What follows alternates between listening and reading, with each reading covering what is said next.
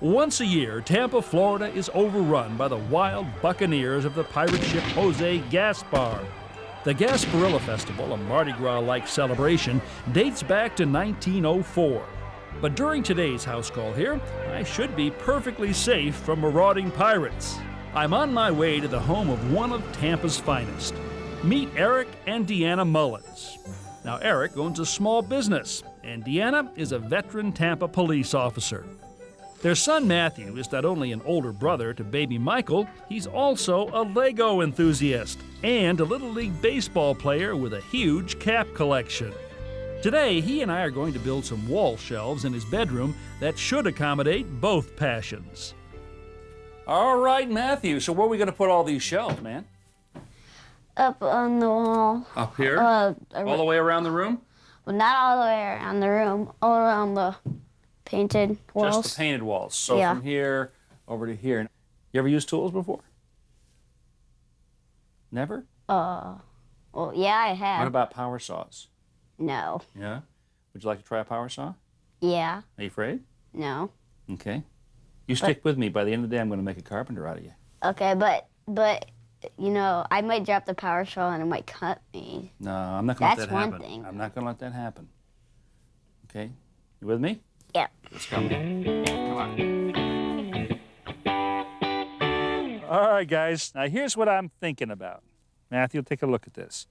We're going to make your shelves up from some brackets, just like this one right here. See this? This kind of curvy shape thing here? And we're going to make those out of this material. This is called MDF, medium density fiberboard. All right? We're going to cut those out. You and I are going to do that together. And then for the shelves, instead of putting solid shelves in here, we're going to use pieces of copper pipe like this. 3 on the top, 1 down below. So you can hang your hats and jackets on that. Sound good? Think that'll work? You like the looks of it? Okay. All right, Eric, since this is going to get attached to the wall, if you don't mind, I'm going to send you and Mikey inside where it's warm, and just start marking the wall studs for me about 18 inches down from the ceiling. Mark each one where we're going to be putting the shelving. Okay. And then we're going to get to work out here cutting out this bracket. All right? Very good. Come on, buddy. Since we need to build a dozen or so identical brackets, we're going to create a template for them using my scale drawing. We apply a spray adhesive to the back of the drawing, then press it in place along the edge of the MDF. Now this curved part right in here, Yeah. now we're going to cut this out. We're going to cut right through the paper. All right. Now this is going to be our master template. With the bracket template clamped in the workbench, Matthew removes the saw marks with a piece of sandpaper wrapped around a dowel. Now we're ready to cut the remaining brackets. While I hold the template on top of another piece of MDF, Matthew traces the outline. Okay, Matthew, see all that was done? Okay, you ready to try this yourself? All right, here's the trigger right here, this red thing. Yeah. So get a hold of the saw, this hand up here, keep it flat. Okay, ready? See? Yeah.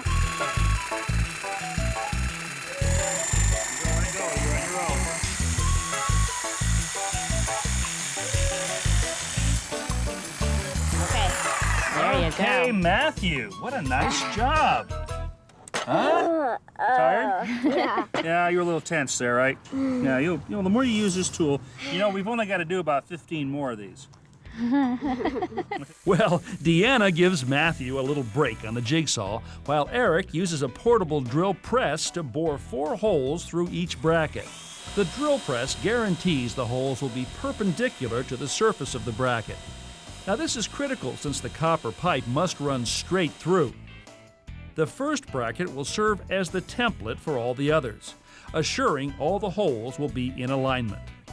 Now we have to figure out a way to attach this to the wall. Can you hand me a piece of that wood?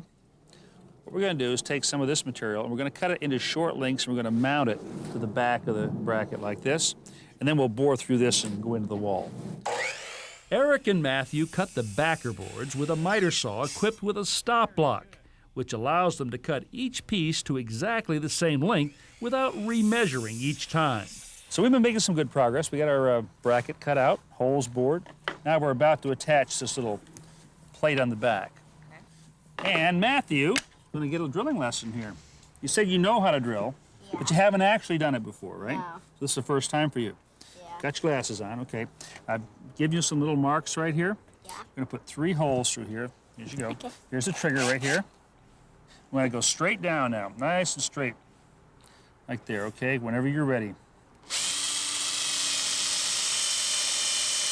Okay, bring it Pull out. it out.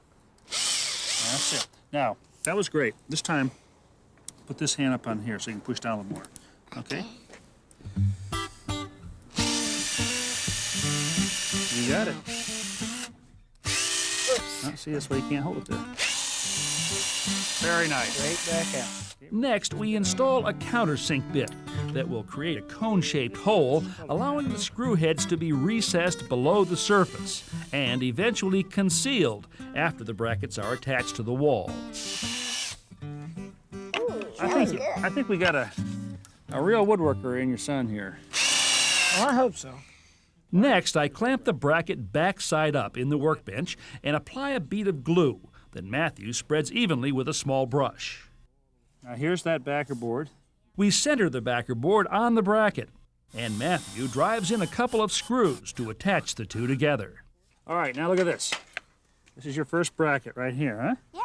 Eric and Matthew move on to the bracket finishing stage with a can of spray paint.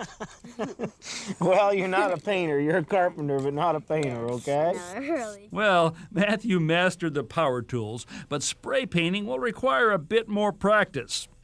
Dad finishes the painting and we move back into the bedroom to lay out the shelves.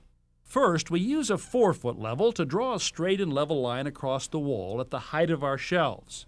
Next, I use a shorter 2-foot level to extend the stud marks Eric drew earlier down to our shelf line.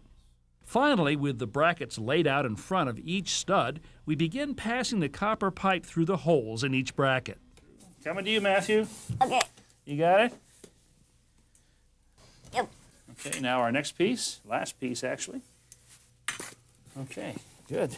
Now, so that's one shelf. Let's get ready to put this up on the wall, guys. Now to put this up, all we have to do is put that backer block over the stud, the top of it at the 18-inch line that we drew earlier. This is a 2.5-inch screw, long enough to go through the wall board and into the stud. Now you can really see how those countersink holes keep the screw heads beneath the surface. Now to join the ends of these pipes together, right here in the corner, we're going to use one of these 90-degree elbows. This is a common copper pipe fitting. Okay. So Eric, if you'd slip these on, put it on one end, then slide the other end in. Next, we cut off the excess from each pipe using a pipe cutter. This simple-to-use tool is especially handy in hard-to-reach places like this. It snaps over the pipe, and a cutting wheel inside slices through as the cutter is rotated. Finally, we install copper caps on the ends of the pipes, and our shelves are complete. That was a long day, buddy, wasn't it? Yeah. You tired? Yes. Yeah. You did a good job, though. What was your favorite tool? The screwdriver. The electric screwdriver? Like the drill? Yeah. Yeah, you did a great job with that. You did a good job with all of them. You happy with the shelves? Yeah. Got an idea for you, though. What? I had such a good time working with you. I think we should build one of these for your brother Mikey. What do you say? Today? Yeah. No. That'll take all day. You've had enough, huh? Yeah. I'll come back sometime. We'll do it, all right? Okay, maybe when he's 4. When he's 4. Yeah. Well, these shelves are a handsome alternative to more conventional wooden ones and are perfect for a boy's room. You know, if today is any indication, I have a feeling Matthew is going to grow up to be a pretty handy guy with plenty of his own unique ideas.